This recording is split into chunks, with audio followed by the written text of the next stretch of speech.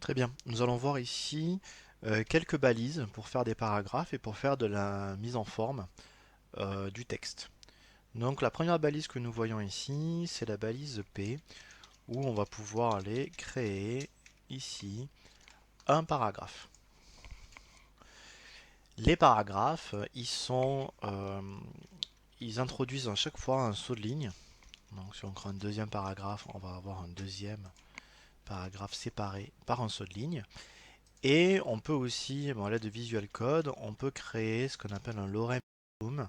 C'est en fait du texte qui va être généré aléatoirement en latin pour pouvoir faire des pages avec du contenu rapidement et présentable. Surtout pour éviter des problèmes d'inspiration, de manque d'inspiration. On peut ici, dans notre paragraphe, créer des zones. Alors, on va voir qu'il y a deux balises pour pouvoir faire du gras. C'est la balise bold. Ok, c'est une balise qui ne porte aucun sens, c'est-à-dire on met en gras juste pour l'apparence graphique. Alors c'est une balise de HTML4 et qui va disparaître, l'utilisation disparaît en HTML5.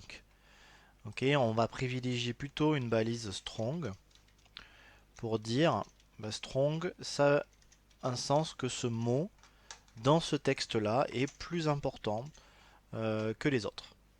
Okay. L'apparence graphique, encore une fois, n'est pas importante. On peut très bien changer de couleur, souligner, faire plein de choses après par la feuille de style. La deuxième balise va être la balise I pour italique, voilà, qui sert à mettre en italique un texte. Vous avez aussi une balise marque qui permet de marquer un texte,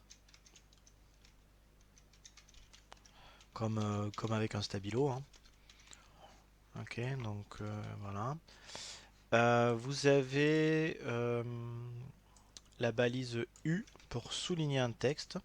Encore une fois, toutes ces balises, en fait, c'est des balises HTML4 qui sont toujours utilisées, mais qui n'est pas forcément souhaité, il n'est pas forcément souhaité d'utiliser ces balises à l'heure actuelle.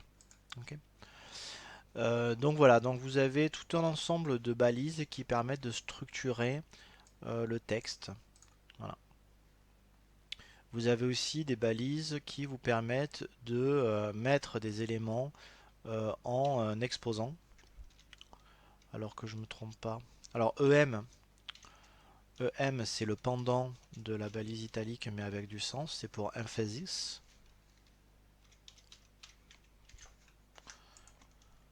Voilà. Et donc pour les balises exposants, alors je vais vous montrer un site, parce que je connais pas tout, hein. Il s'appelle W3School, qui est un site qui a plein de balises en fait. Donc pour exposant, l'élément sup permet de mettre en exposant. Ok. Et donc si vous tapez, donc c'était W3School sup, parce que le site est en anglais, ici, bah, vous voyez un exemple d'utilisation de balise sup pour mettre en exposant. Ok. Donc ici, si on veut transformer marque, on le met en... Alors ipsum, peut-être on le met en sup.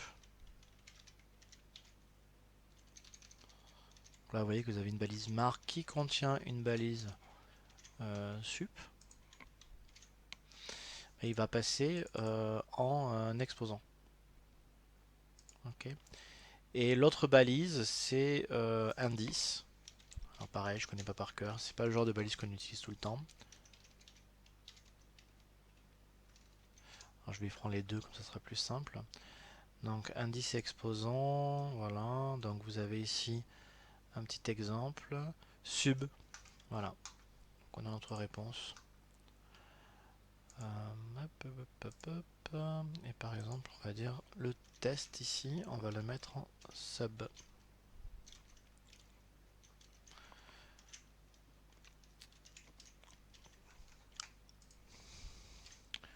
Et voilà. Donc voilà pour une introduction vraiment rapide sur la mise en forme la mise en forme de texte en HTML. Voilà, à une prochaine vidéo.